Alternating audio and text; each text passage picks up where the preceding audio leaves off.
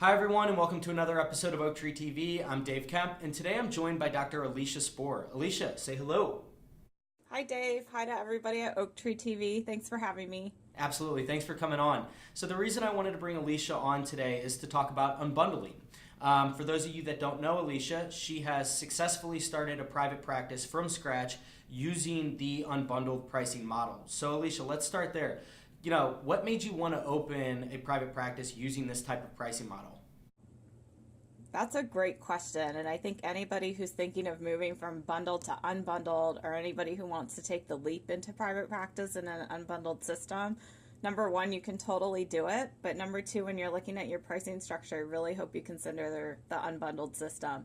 And one of the best things about it is I think it really shows the benefit of audiology to the profession. It shows what we do and what we bring to the equation when we're working with patients, regardless of if it's diagnostics or treatment type of system. It's just showing that you are worth something and exactly what you're worth. It's really transparent and it benefits the patient entirely. So that unbundled model shows them exactly what they're paying for and why they're paying for it, and that they're not getting devices or something that they don't need long term up front. And so I think that's a real benefit to the patient. And then it really helps in being able to use evidence-based best practices when it comes to any of the care you're providing. So those were kind of the stools that I built things around when I started my practice with the unbundled model. Very cool. And kind of to your point, as I think things continue to progress less around a widget-based business and more toward a service-based business, I think that audiologists have a real leg up in the fact that they have, their education that they can lean on, and using those evidence-based best practices really will set them apart, in this OTC filled world where it's more or less just here's the product. I think that service element is going to be critical. So let me ask you, how did you even learn about unbundling and, implementing this type of business model? The short answer is I had really great mentors. From the time I started in my undergraduate program, and probably even before then with my parents, all the way through today, I've just had great people who have challenged me in thinking. They've helped me put my best foot forward. They've made sure that I was doing what was best to help me get to the career path and the professional track that I'm on. And I have a lot of great colleagues that I can call on. So when I'm stuck or I have a question, there are people there who I really trust that make a big difference. In my free time, I do a lot of audiology related things, which a lot of people who know me understand that, but I've learned a lot in terms of best practices when it comes to the business at national organizations, reading different professional journals, attending networking events and things like that. And you can watch webinars, audiology online, again, professional organizations and that type of system. But that makes a big difference in being able to kind of help debunk some of the myths and learn as much as you possibly can, because nobody can know everything, but it just kind of helps get to that point where you feel more confident when you're doing it. And then having that networking and those mentors, again, throughout your entire life makes a big difference. And I was really fortunate to be able to connect with Dr. Stephanie Schlobod, who's down at the University of North Carolina. And she's really the very first unbundler. So she's been a big help in moving from that university clinic into like a private practice setting with me and helping with that unbundled model.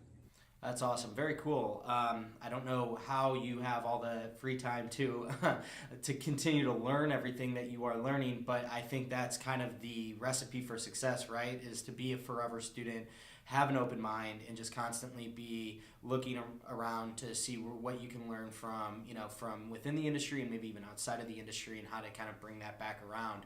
So I know that in the past you've mentioned to me that, you do a lot of physician marketing to grow your business.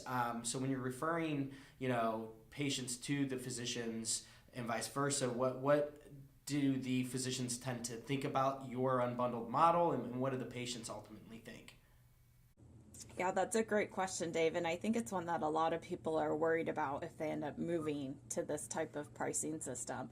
But physicians and my referral sources actually love this unbundled model, and it's very easy for them to get. It's a more of a medical model, which is often used in dentistry, on any type of medical referrals where the patient is paying for what they need when they need it, and they're not pre-paying for any type of services if they don't choose some type of service plan. And so when I talk to physicians, they love it and they get it, and their patients get it. And I think that's a really important factor, because a lot of people think, oh, well, my patients just don't understand. They do understand, because we are patients and your patients are already paying for that type of model in all of their other clinical settings. The other thing that I really like when I talk to my referring sources is I can debunk the myth that hearing aids cost $7,000. They don't. I can show you exactly what a hearing aid costs, and then I can show you what my cost is to do business, and then I can show what that ongoing care really amounts to. So that's a big thing, and that's a really great educational piece, especially with all the NASM and PCAST and soon to be over-the-counter hearing aid options that are going to come out. When I talk to my patients love it too. It's a lower upfront cost. It makes sure that I'm doing the best that I can. They have true control over where they're going and who they can choose as their provider. And so I'm really giving them the maximum choice in what they're doing, and they really get it. So it does take a little more counseling when I do things up front, but as long as you do it correctly, and I think I do a pretty good job at that now that I've been doing it for 3 years, they get it, they like it, and they understand that system as well. Really cool. That's really awesome to hear that the physician and your patients are both so positive about your business model. And so, as we close up here, do you have any, kind of final advice to anyone that might be thinking of transitioning to this business model, or even like you starting from scratch with this model? Yeah, thanks for asking that, because I think it's important. One of the big things I would tell people is don't be afraid of changing how you're doing things. We're constantly adapting to different things that come into our profession, whether it be vestibular, audiologic, CAPD testing, tinnitus, anything like that. This is just another one of those things that's going to give you more options. It's going to give your patients more options, and it's going to help you make an educated decision for how you want to move forward. But don't be afraid to do it. There's lots of options out there. There's lots of different resources. I mentioned there's great networking and webinars and everything that you can find online and in the journals. You don't have to spend a lot of money to find it, but that additional resource is something that's there, and it's going to reinforce to your patients that you're really doing what's in the best interest for them, and that's going to be transparent in all your referral sources. So in the long run, I think it's a really great model and system that anybody can get behind if they want to put that time into it.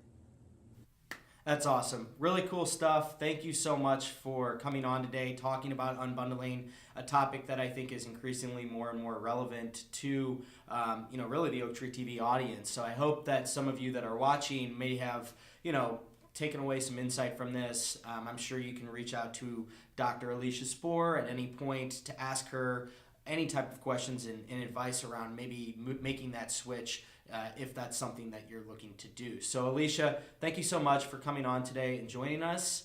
And thank you everybody for watching. We'll see you next week. Have a great day.